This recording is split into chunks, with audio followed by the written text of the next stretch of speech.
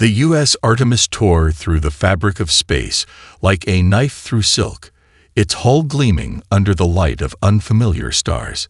The massive warship's exit from FTL travel sent ripples through the local sensor networks, causing a dozen alien vessels to snap their weapons to full alert. Captain James Mitchell allowed himself a small smile at their reaction. "Status report," he called out, his voice steady despite the tension crackling through the bridge. Lieutenant Sarah Waters' fingers danced across her console.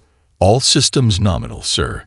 Conventional drives running at 98% efficiency. Hull integrity at maximum." The bridge crew worked with practiced precision, their movements sure and confident despite being the first humans to enter the Centauri conflict zone. Through the main viewport, Mitchell could see the gathered fleet of the Galactic Defense Coalition.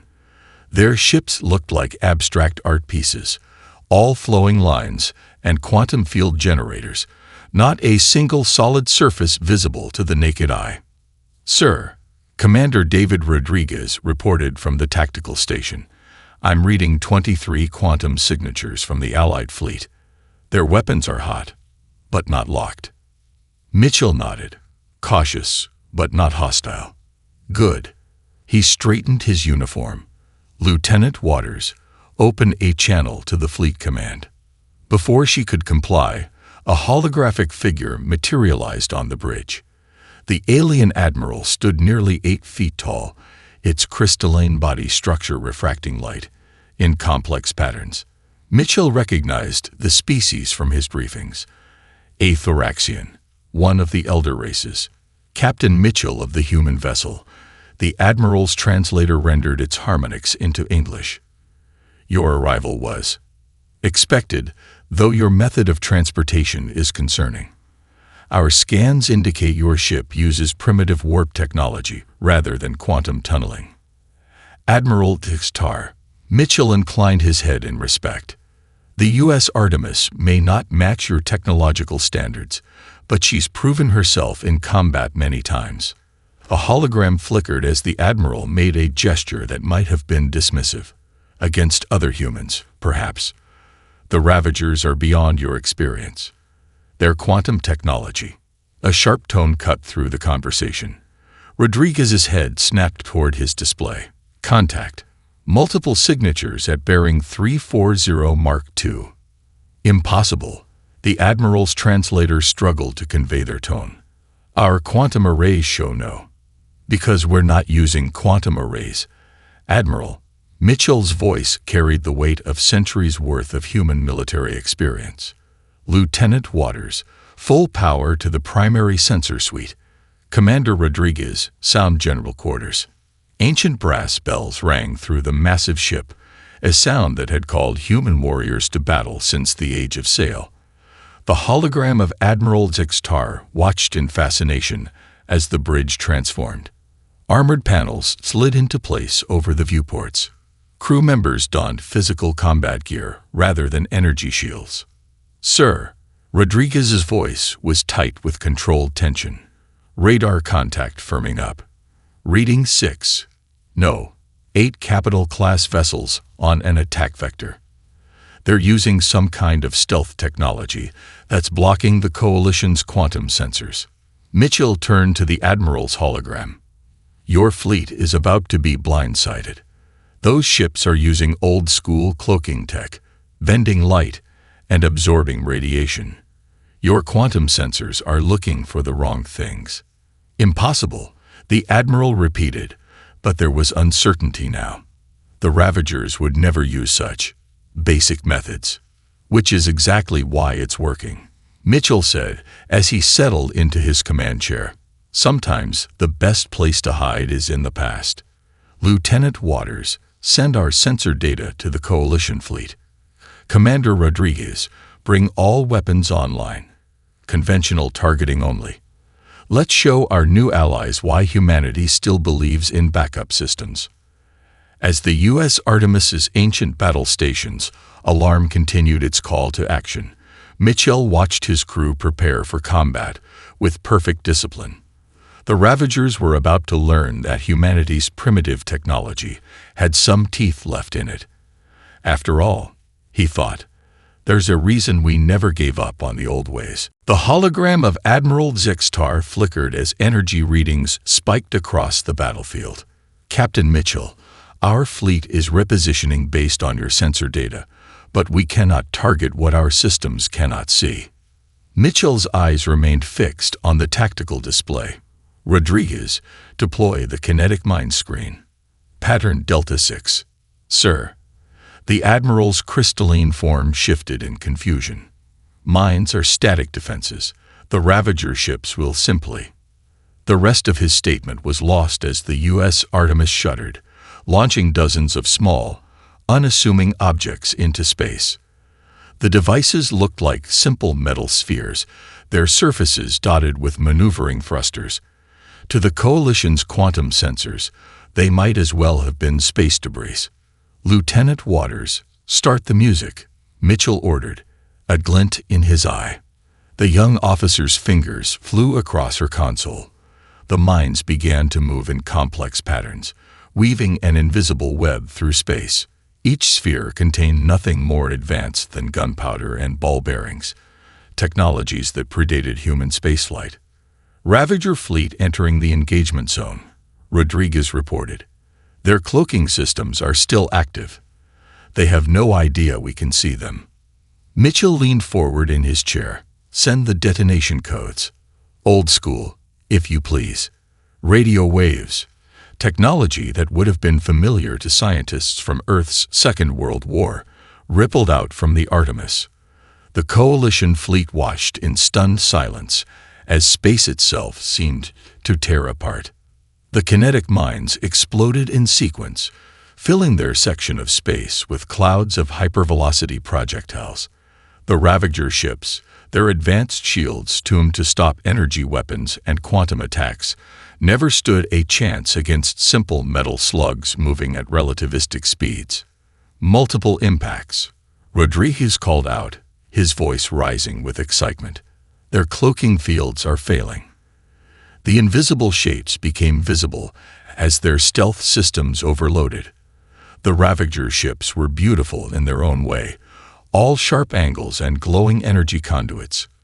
But now those perfect lines were marred by dozens of impact craters where human innovation had found its mark.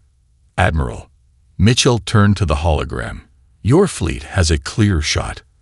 I suggest you take it before they recover. The Coalition ships moved with deadly grace, their quantum weapons finally finding their targets. Energy beams and exotic particles lashed out, tearing into the wounded Ravager vessels. Sir, Waters' voice cut through the chaos. 3 Ravager ships breaking formation. They're making a run for the Artemis. Mitchell's expression hardened. They think we're the weak link. Rodriguez, show them why that's a mistake. Load the forward batteries with grapeshot. Let's give them a history lesson. The front of the human warship split open like a blooming flower of steel, revealing row after row of simple chemical rockets.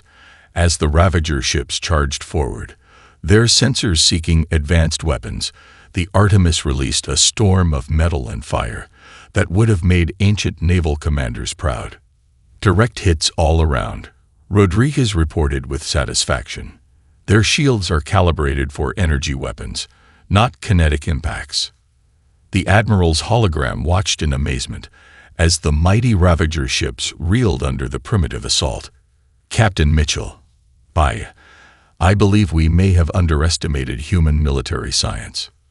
Not science, Admiral, Mitchell corrected as he watched his crew prepare another volley. Experience. Humanity learned long ago that you never know which old tool might save your life. We don't abandon technology. We add to it. As if to emphasize his point, the Artemis shuddered again as it released another barrage of simple rockets and metal spheres. The Ravager ships, their advanced systems unable to cope with such basic attacks, began to retreat.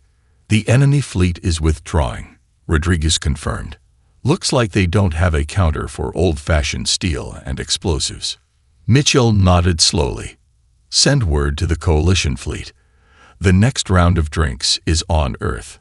I think we have some combat doctrine to discuss." Commander Rodriguez stood in the main gunnery control room of the U.S. Artemis, surrounded by a group of crystalline Thoraxian officers. Their towering forms made the space feel cramped, but he maintained his composure as he gestured to the manual targeting systems. "This is what we call the Mark I eyeball method," he explained, moving aside so a young human gunner could demonstrate. "Petty Officer Chen, show our guests how we track a moving target." The gunner's hands moved across the controls with practiced grace as she tracked a piece of debris through the viewport. The alien officers watched in confusion as she adjusted her aim without consulting any advanced targeting systems. But how can she calculate the trajectory without quantum assistance? One of the Thoraxians asked, their translator struggling to convey their bewilderment. Rodriguez smiled. "She's not calculating. She's feeling it. Humans have been leading moving targets since we first picked up spears to hunt. It's in our blood." The demonstration was interrupted by the battle station alert. Captain Mitchell's voice echoed through the ship. "All hands to combat positions. Ravager strike force detected on attack vector." "Perfect timing," Rodriguez said. "Now you can see it in action. Chen, take primary control of Battery 2. Show them what human instinct can do." The main display lit up with multiple contacts as 5 Ravager ships emerged from quantum space, their advanced drives leaving trails of exotic particles. The Coalition fleet's targeting systems struggled to lock on as the enemy vessels released clouds of electronic warfare drones. "Their ECM is blocking our quantum targeting arrays," a Thoraxian officer reported through the ship's comm system. "We cannot get a clean lock." Rodriguez watched as Chen's hands flew over her station. Battery 2, loading kinetic penetrators. Targeting manual override engaged. She never took her eyes off the visual display as she tracked the lead Ravager ship. "How can you possibly hit them without computer guidance?" Another alien officer demanded. "The mathematical complexities of space combat." The room fell silent as Chen's first shot lanced out through space. The tungsten rod, accelerated to a fraction of light speed, struck the Ravager ship dead center. The enemy vessel's quantum shields, designed to stop energy weapons, might as well have been tissue paper. "That's one," Chen said calmly, already adjusting her aim for the next target. "Permission to continue firing, Commander." Rodriguez nodded, noting the stunned silence from their alien observers. "Fire at will, Petty Officer. Give them the full human experience." The next few minutes were a symphony of destruction as Chen and the other human gunners demonstrated the power of human intuition. While the Coalition ships still struggled with their automated systems, the Artemis's guns spoke again and again, each shot finding its mark. "I don't understand," a Thoraxian officer finally said. "Our simulations show this level of accuracy should be impossible without quantum targeting." "That's because you can't simulate human instinct," Rodriguez explained as they watched Chen land another perfect hit. "We've been practicing this art for thousands of years. Every game of catch, every sport we play, every time we need to judge distance and speed. It all adds up to this." The battle ended quickly.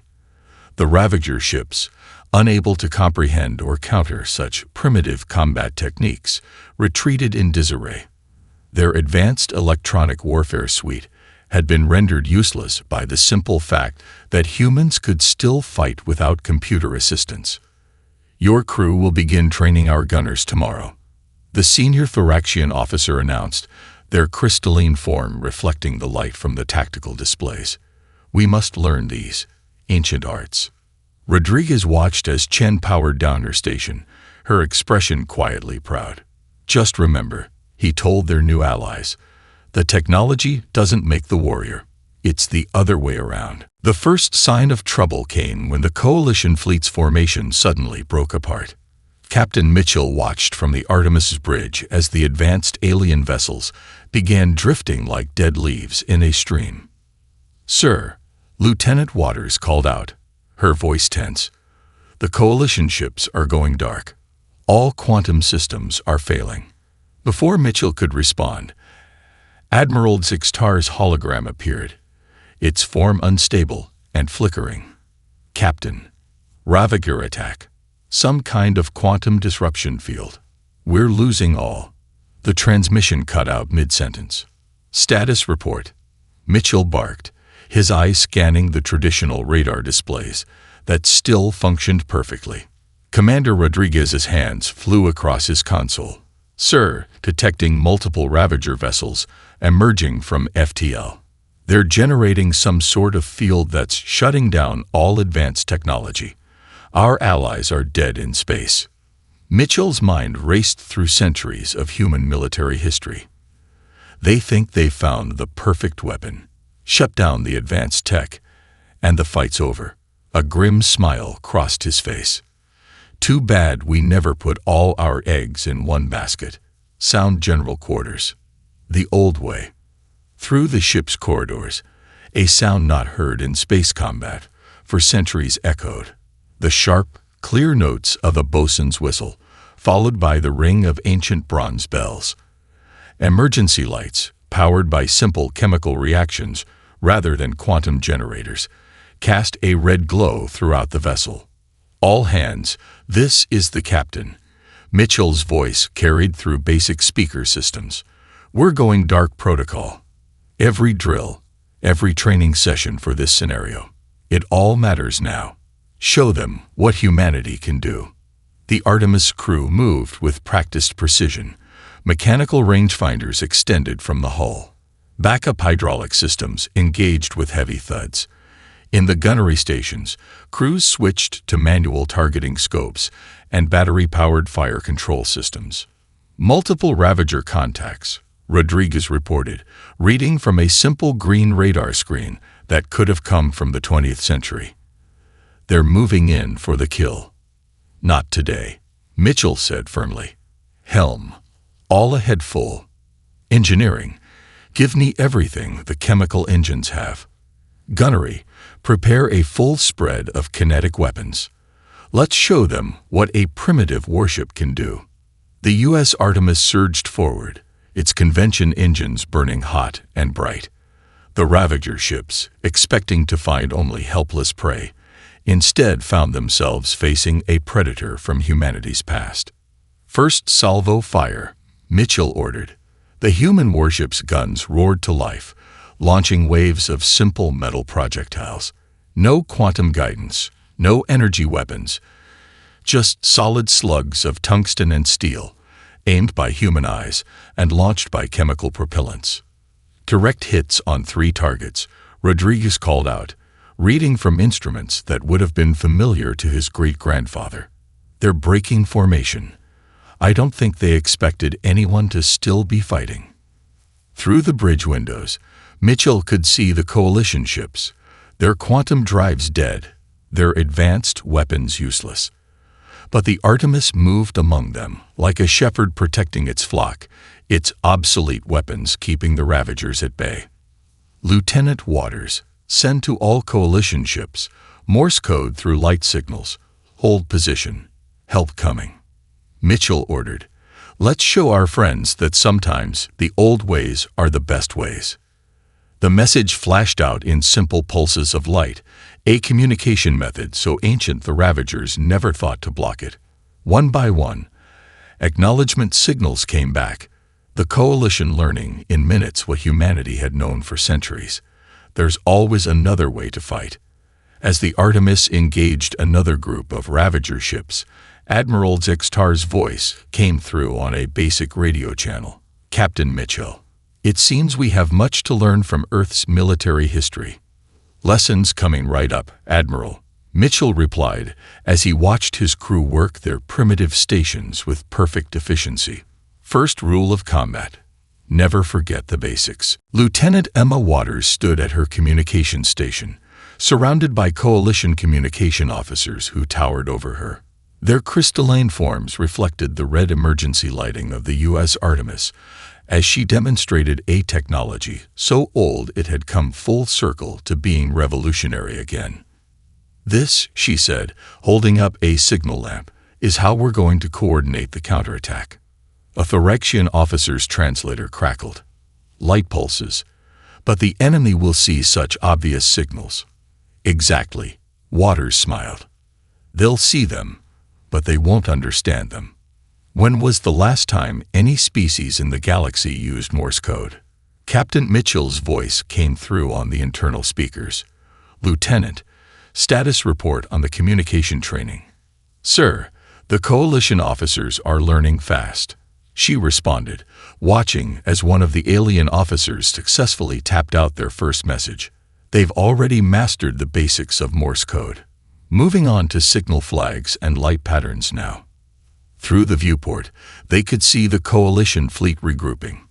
The quantum negation field still rendered their advanced systems useless, but now ships were beginning to communicate using simple light flashes, each pulse carrying messages in a language that predated human spaceflight. "The Ravagers are watching every quantum frequency," Waters explained as she adjusted the signal lamp. "But they're not looking for radio waves, light signals, or even flight patterns. Why would they? Those methods are obsolete." A message flashed from one of the coalition ships. "Ready for orders, still pay 8 waiting, Stygenaniel stop." Waters couldn't help but smile at the formal structure. The aliens had embraced the ancient communication protocol with surprising enthusiasm, even adding the traditional stop at the end of each transmission. "Lieutenant," Mitchell's voice came through again. "Begin transmission of Battle Plan Delta. Let's see how the Ravagers handle a coordinated attack they can't intercept." Waters' hands moved quickly over the signal lamp controls. The message went out in quick pulses of light, each flash carrying part of a plan that would have been familiar to naval commanders from Earth's Age of Sail. "Form line of battle, STOP. Maintain visual range, STOP NGAGO and SIGNAL. Stop." The coalition fleet began to move with purpose, each ship taking position based on simple visual signals. The Ravagers, their advanced sensors focused on quantum communications and energy signatures, paid no attention to the seemingly random light flashes. "They still think we're helpless," one of the Thoraxian officers observed.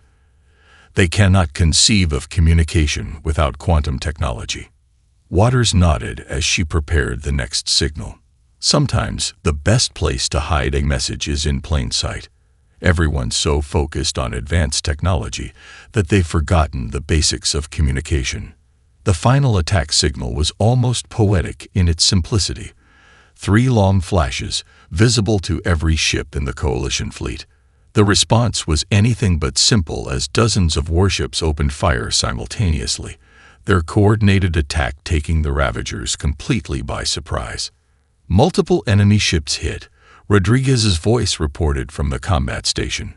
"They're breaking formation. They had no idea we could coordinate without quantum comms." Waters watched as the battle unfolded, each ship moving in perfect concert with the others, all coordinated through methods that would have been familiar to human sailors centuries ago. The Ravagers' fleet, unable to understand how their enemies were communicating, began to fall back in disarray. Admiral Sixtar's message came through in careful Morse code. "Humanity teaches us again, stop VIC2RY through ancient wisdom, stop." "Sir," Waters called to Mitchell, "the coalition fleet is requesting permission to maintain these communication protocols, even after quantum systems are restored. They say it's more reliable." Mitchell's voice carried a note of pride.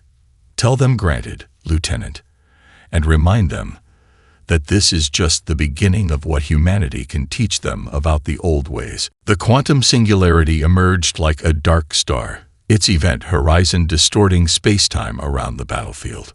Coalition ships twisted, and shattered as the weapon's effects rippled through their quantum-based systems.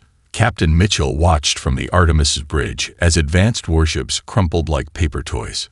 "Sir," Lieutenant Waters called out, her voice steady despite the chaos. "Coalition fleet reports total system failures. The quantum distortions are tearing their ships apart."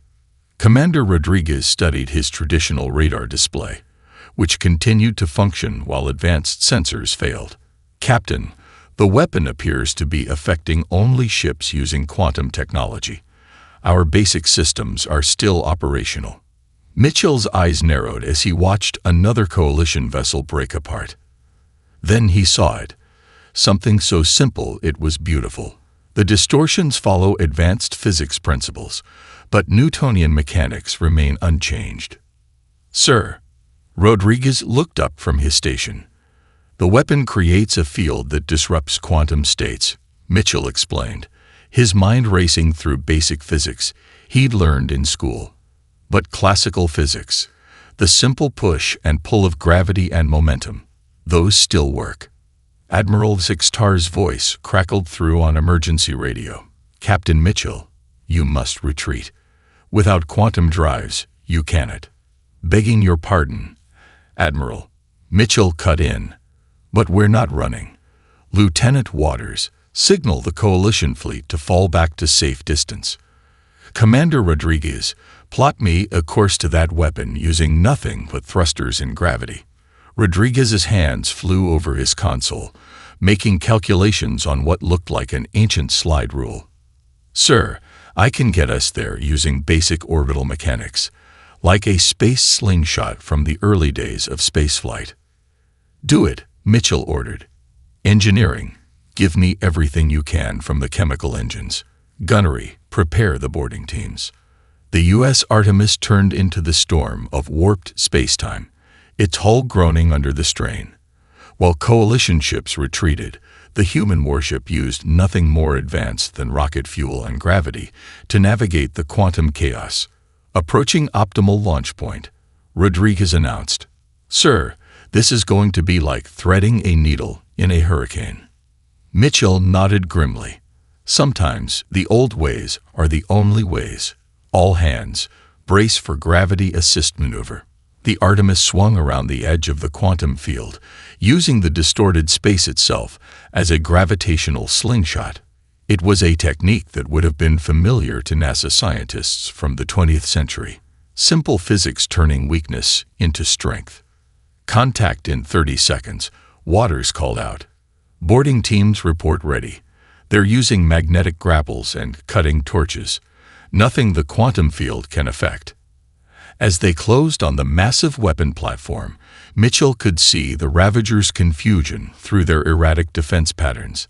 They had expected everything to stop when they deployed their superweapon.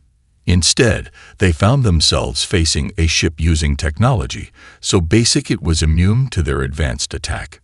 "Boarding teams, launch," Mitchell ordered as the Artemis came alongside the platform. "Remember your training.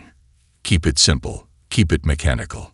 Suited figures shot across the space between ships, using nothing more complex than compressed gas thrusters and magnetic boots. The Ravagers' energy shields, designed to stop quantum-based weapons, did nothing against simple physical objects moving at high speed. "First team has breached the hull," Rodriguez reported. "They're using basic cutting torches. No energy weapons."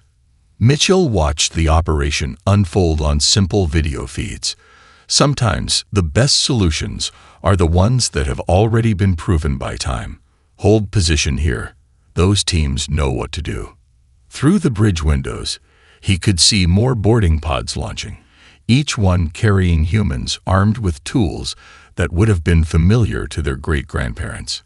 The quantum singularity weapon continued its dance of destruction, unaware that its greatest weakness was its own complexity. Marine Sergeant Sarah Cooper led her squad through the twisted corridors of the Ravager superweapon, their magnetic boots clicking against the metal floor.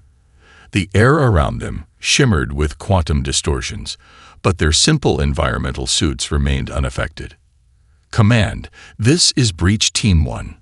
She whispered into her radio, another technology too basic for the quantum interference to disrupt. We're moving deeper into the structure. No resistance yet. Captain Mitchell's voice crackled through the simple speaker. Understood, Sergeant. Remember, keep it old school. Cooper smiled behind her visor as she checked her weapon. A simple projectile rifle that would have been familiar to any soldier from the past 200 years. Her team carried similar arms, along with backpacks full of chemical explosives and mechanical tools. Movement ahead, her point man reported, using hand signals that dated back to Earth's world wars. The team pressed against the walls as a group of Ravager warriors approached. The alien soldiers were impressive in their advanced combat suits, surrounded by fields of quantum energy. But when Cooper's team opened fire, they learned a harsh lesson about evolution's price. Their defenses, designed to stop energy weapons and quantum-based attacks, did nothing against simple lead and steel.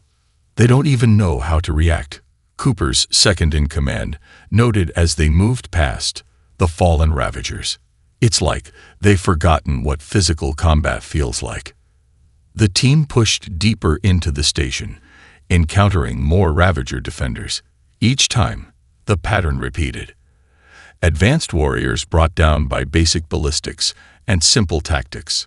Their enemy had evolved beyond the ability to comprehend such primitive warfare. Control room ahead, Cooper reported, as they reached a massive door. But it's sealed with some kind of quantum lock. Use the torch, Mitchell ordered through the radio. Sometimes the direct approach is best. Cooper nodded to her engineer, who pulled out an acetylene torch, technology that had remained largely unchanged since the Industrial Revolution. The quantum-enhanced door, for all its advanced security, still contained simple metal that melted under intense heat. Look at their faces, one of her Marines whispered as they breached the control room. The Ravager crew stared at them, in what could only be described as horror. They really don't have any defenses against this. Cooper understood then. The Ravagers had specialized themselves into a corner. In their race to master quantum technology, they'd lost the ability to handle basic physical combat. Each generation had built upon the last, never looking back, until the foundation of their military doctrine had crumbled away. Plant the charges, she ordered, pulling simple chemical explosives from her pack. Like our ancestors did it. No fancy stuff. The team worked quickly, setting explosives at key points around the control room. The Ravager crew made no move to stop them, their combat systems unable to process or respond to such basic threats. Command, charges set, Cooper reported. Beginning withdrawal. Good work, Sergeant, Mitchell responded. All teams, fall back to extraction points. Let's show them what happens when you forget the basics of warfare. As her team retreated through the station's corridors, Cooper couldn't help but feel a sort of pity for their enemy. The Ravagers had reached so far into the future that they'd lost touch with their past, and now that past had come back to haunt them. 30 seconds to detonation, she announced as they reached their boarding pods. The simple mechanical timers on their explosives counted down, immune to the quantum interference that filled the station. From the safety of their extraction point, Cooper's team watched as simple chemical explosions tore through the advanced weapon platform. The quantum singularity collapsed in on itself, unable to maintain stability once its control systems were destroyed by technology its creators had dismissed as obsolete. The U.S. Artemis hung in high orbit above the Centauri Fleet Academy, its battle-scared hull gleaming under the light of 3 suns. Captain Mitchell stood at the observation window of the Academy's main hall, watching as groups of alien cadets practiced with projectile weapons and manual targeting systems. Your methods have changed us, Admiral Dixtar said, his crystalline form reflecting the starlight. In just 3 months since the battle, every combat vessel in the Coalition has been retrofitted with basic backup systems. Mitchell nodded, noticing a group of Thoraxian officers teaching Morse code to a class of mixed species. "We're not replacing quantum technology," he replied. "We're just remembering not to put all our trust in one type of system." Below them, in the Academy's training grounds, Sergeant Cooper's Marines ran drills with coalition forces. The aliens had taken to physical combat training with surprising enthusiasm, their ancient warrior instincts awakening after centuries of reliance on advanced technology. "The Ravagers have gone silent," the Admiral continued. "Our intelligence suggests they're struggling to adapt their entire military doctrine. They never expected to face an enemy who could fight without quantum systems. They forgot the first rule of combat," Mitchell said, watching as a young cadet successfully disassembled and reassembled a simple mechanical weapon. "Never abandon what works just because something new comes along." Lieutenant Waters approached with a data tablet, one that used traditional electronics rather than quantum processing. "Sir, the latest reports show that 80% of coalition ships have now installed manual navigation systems. They're even starting to build pure chemical rockets as emergency propulsion." The Admiral's crystalline structure shifted in what Mitchell had learned was their version of pride. "We're also implementing your suggestion about combined arms training. Every ship will now have both quantum and conventional weapons." Through another window, they could see Commander Rodriguez working with a group of alien weapons officers. They were using simple paper maps and mechanical calculators to plot firing solutions, skills that had nearly been lost to time. "Look at that," Mitchell said, pointing to where a coalition ship was practicing traditional signal lamp communications with the Artemis. 3 months ago, they would have called this primitive. Now they see it for what it is: reliable. "We had grown too dependent on our advanced technology," Dextar admitted. "We forgot that true evolution means building upon your foundation, not abandoning it." Humanity reminded us of this truth. A group of engineering cadets passed by, carrying both quantum diagnostic tools and simple mechanical wrenches. They snapped to attention as they passed Mitchell and the Admiral. Their mixed species united in their new appreciation for both old and new technologies. "Captain," Waters said, checking her tablet again, "the first graduating class of the new combined training program is ready for their ceremony. They're waiting for you in the main hall." Mitchell nodded, straightening his uniform. Together with Admiral Zextar, he walked to where the future of the coalition fleet waited.